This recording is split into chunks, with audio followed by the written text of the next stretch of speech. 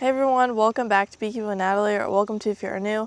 Today's video is a video I think we've done before, but we do a lot of repetitive videos, but every year we also learn something about it, so it's a little bit of an updated one, I guess. I think we did this one last year, I can't really remember, but it is on double screen boards. Now, I don't remember where we learned this, but I want to say it was from Bob Benny. I think just some of his YouTube videos and a lot of his talks. He talks about these a lot and thinks they're really great and work really good, so obviously we have to do it too. So these are double screen boards. There's two different kinds I have here, and what we're going to do is we're going to basically combine two. We're not actually combining them, but they'll be on top of each other. So this is just a homemade one, so you can make these by yourself. You don't have to buy them. And really the only trick to it is this is just an inner cover that we have, and then they have to have that. Some of them don't have it, but this little rim around it, and then you just cut out an entrance right here, and then just some screen goes on both sides. Now the trick with the screening is you just want to make sure that there's enough of a gap in between each screen that the bees can't touch. So they can't touch and their tongues can't touch. So we just have a piece of wood right here and then some screen just to make sure there's enough distance in between there. Because if they do touch, then that's when you're going to get all of the mixing and pheromone stuff, and that's when it'll kind of mess up. But whenever we do stuff like this, it always feels wrong, but it always works out if you do it right. So that's the homemade one that we will usually end up using, actually. And then these are just ones that we actually got from somewhere else, and it's basically the same thing. It's just actually made from a company, and it's got a pretty good gap in between for the screen, and then you can see it's on both sides here. Now this one, the thing you want to kind of watch out for is some of them, like this homemade one, you can see it's just a tiny hole that we have with the screen, and then this one, the whole bottom is a screen. So basically the point of this is we're going to take two hives. You can do it on a double, but we're just doing it on a single today. So this hive onto the, I guess your left is super strong. They look good. We just checked them and they're doing good. They're taking their feed well. And then this one on the right would be, it's not as good and they're just not looking super strong. So what we're going to do is put this weaker hive on top of the strong hive. So it'll be just this hive, a double screen board, and then putting that hive on. And what that basically does is in the wintertime, their biggest issue a lot of times is the cold. And so if you have a strong colony underneath them, you can, even in the wintertime, you can feel the heat off of a colony, a strong colony. If you just put your hand up there, you can feel it now too, but you can also see whenever there's snow, the snow will melt off the top of it because they're so hot. They have a lot of heat that they create. So if you put a smaller, weaker colony on top of a strong one, all that heat is going to go up into that colony, and it'll just help them out quite a bit. So that's one thing in the wintertime is definitely the cold, and then the other thing would be starving. So, and I just noticed their entrances are already... They are swapped right now. So if this one was a little bit weaker and this one was also weak, what we would probably end up doing is just a double nuke box, because their entrances are going opposite directions. Double nuke boxes can help a lot too, because those, they also share the heat because it's in the same box. So that's just another thing. I don't know, but I feel like you could probably throw something together for a nuke box double screen board. Oh yeah, you could. Those do look good. Yeah, they look good. We also gave them some pollen sub just the other day, and we kind of spread it out along the brood nest here because they're still brooding up. I think it might have been these ones that had a solid, good brood pattern, and it was like, I don't know, 5 frames of brood or something. What? Let's look at it. Yeah, we could actually. Let's just pull a couple things out. But yeah, we gave them some pollen sub, and they already are taking most of it, so. Now, somebody asked why we were feeding pollen sub. Yeah, I think I responded to it, but I meant to mention that in the video, but I just forgot. So we feed pollen this time of year because it's not late enough in the year that they won't brood up at all, but it's just a little bit, it's like right there where some of them are going to brood up and some of them aren't. And sometimes if you just get them a little bit of feed and a little bit of pollen sub, it'll give them a boost, because most of the time we know we can get a little bit more brood out of them. So that'll help them brood up just a little bit before winter. Get them one last round in before it gets too cold. I think we were hoping for 2 more brood cycles. Yeah. That one Which doesn't have a shouldn't feeder be though. a problem. Oh no, it doesn't. This might have been a double that we actually condensed down just to be, that's another thing we're doing this time of year, is condensing doubles down. If they're really not in the top box a whole lot, like maybe there's 3 frames in there, we're gonna condense them down, because most of the time in the bottom box, there's like 2 frames that are empty also. So we can usually condense them, and that's just a lot better. It might seem like, oh, I only had, you know, this many doubles going into winter, but if your singles are really strong, then they usually go into winter a lot better, and they survive a lot better if they're more condensed into one, because otherwise they have all this extra space that they can't really take care of because they don't have enough bees for it. So anyways, that's what we're doing this time of year. This looks good. There's a good bit of brood on here.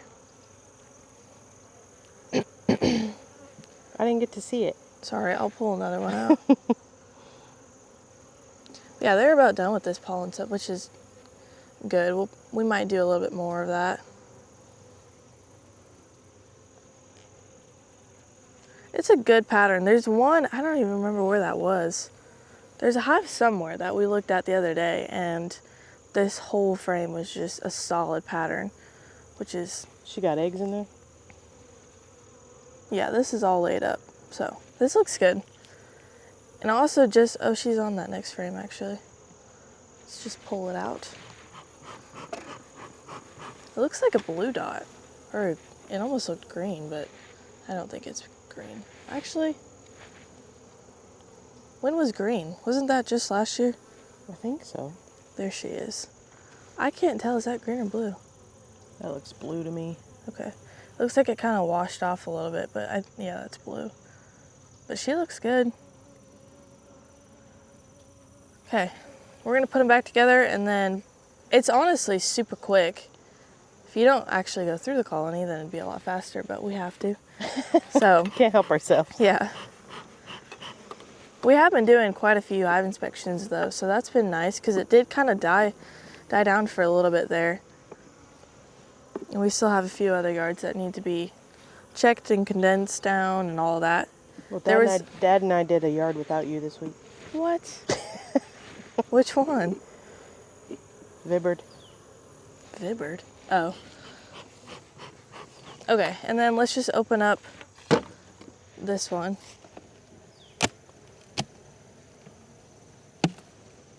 Oh, they look look decent.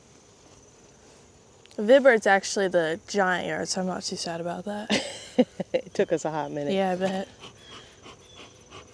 They look good, and it's a little bit deceiving because they look like they have a lot of bees, but the second you smoke them, they'll all go down, and then you can see these outer 4, there's nothing on it. And they were just checked like a couple of days ago, so I know that they're not the strongest. But they did take their pollen sub, so that's good. Maybe they're brooding up a little bit in there. Okay, so now it's just I think I'm gonna put this one on. For more heat? Yeah, and they look good. It should be fine.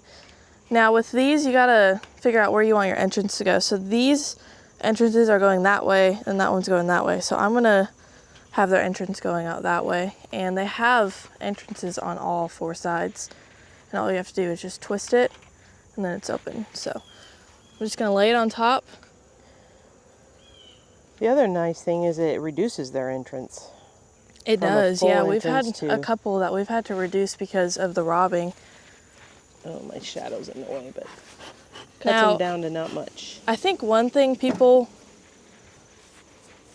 think that was the one thing I said too, is whenever you want to look at the bottom box, you gotta take everything off. But if it's like going into winter, you're not gonna have to take anything off for a couple of months. As long as you've checked them, you've gone through, kind of reorganized everything, and you feel good about what that looks like, then you really don't have to check them until next year. It's a little bit different when you're doing that kind of stuff in the summertime, because we'll use a double screen for queen rearing actually. That's a whole different thing, but let me put my hive tool up front here. It'll be easier. They'll get confused for the first couple hours to a day maybe, and then they'll start to figure it out and realize where they're supposed to go. So they will kind of be up front here. So that's why you have to get rid of everything. So once you move them over, we'll make sure to get rid of the bottom board too. Oh, this is heavy. That's a good sign.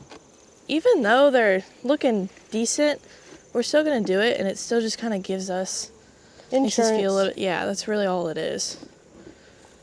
But we have done some that they were tiny, and we put them on a double screen and they did really good. So, but yeah, you can see, oops, if we leave this bottom board here, they'll all just start to cluster.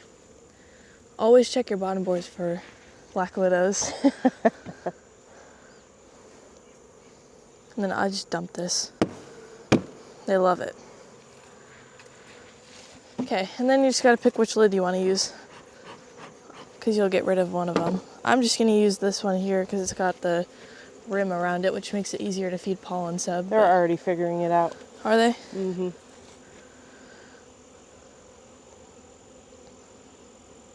Yeah, they're already up at that entrance, so Yeah. they'll figure it out. They're flying around here, but since we moved everything, they should be fine.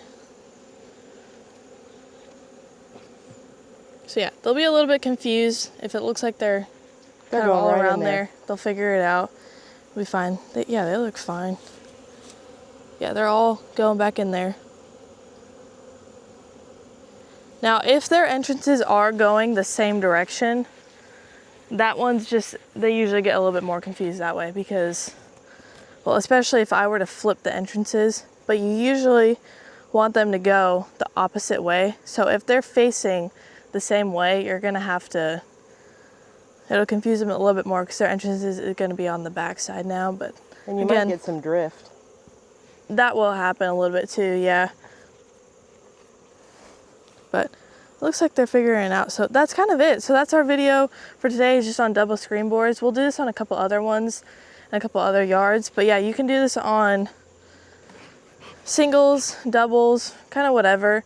I think we've done it on a triple before actually. So We did. yeah, it was actually over here in this yard. But I think that's pretty much it. So thanks for watching. Follow along for bee adventures and be here next time on Beekeeping with Natalie.